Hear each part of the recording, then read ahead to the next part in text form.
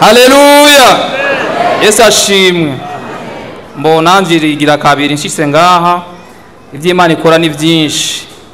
Jewe na kwa Mungu heze samedi naricaye mu nzu ndyamye ntangura kumva ku radio ko hari ibitangaza hano hantu. Haleluya. Burya naragumye ngabo bitana raryama biranga ko sinzira kugera isaha 9:30 z'ijoro nkiri maso ndiko ndumvirisa ubutumwa umukozi w'Imana ariko aravugira ku radio yuko hari ibitangaza hano hantu. Haleluya. Rero kwa Mungu naraje ndinjira hano nari nsanzwe mfise ukuboko kugwaye ndashika ngaha ndasenga Imana irakora ibitangaza n'uyu munsi numva ameze neza. Haleluya. Amen. Hama ikintu nyamukuru ngo mashimira Imana jewe nari nsanzwe nkora akazi kubudandazi. Haleluya.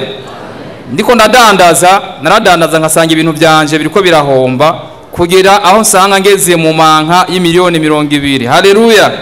Ngeze mu manka y'imiliyoni 200 batangura kunyirukako numva bibaye birebire manza ndicara ahantu ndagenda ku karago ndasenga akazi ndaheba.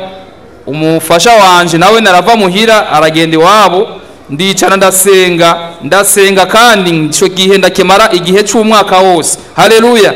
Ariko Imana yaranyetse ibitangaza byayo ubu nasubiye ku kazi mu nkomere y'Imana.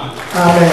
Ama ico noshimira Imana kandi Imana ishoboje kwa Munguza nzoze mfise envelope irimwe 50 nshimira Imana. Haleluya. Amen.